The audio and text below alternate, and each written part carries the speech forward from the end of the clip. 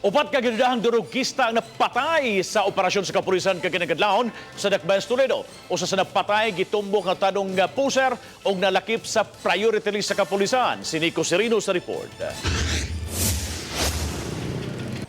Milusad og by-bust operation ang Toledo City Police sa gihulagway nilang priority target sa drogas nga giilang si Jerome Gara.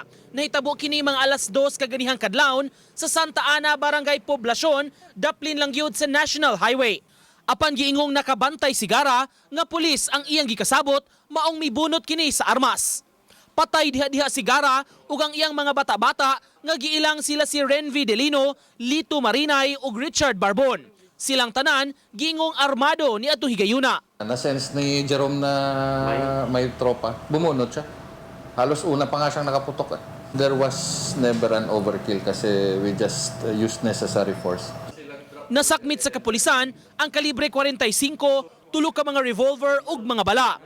Ingon man ang moabot sa 100 grams sa gituhang shabu nga may gibanabanang balor nga moabot sa tunga sa milyon ka pesos ug mga drug paraphernalia. Ang pamilya sa mga namatay nagbangutan karon ug nakakwestiyon sa sobrang puwersa sa kapulisan. Gabi sa mga laon na media, nakadungong may buto pero wa may kibaw og mao ba dito na apil bang akong pagumangkon. Namaligya nga akong manghod. Dato na unta na. Usama may sa nagbuhi sa akong manghod. Usama may nagtagaan kaming do. Nya kung namaligya siya, dilin ta siya mangayo namo.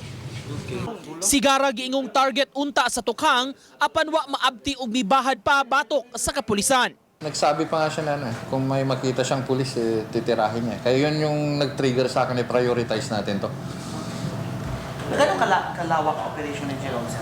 Well, umaabot siya hanggang Pinamungahan. Samtang gihangop ni Mayor Sani Osmeña ang resulta sa operasyon apan nakuwangan siya sa nahitabo. What? Only 4? Congratulations, but I want more. Not just 4. Nico Sereno, Balitang Bisdak.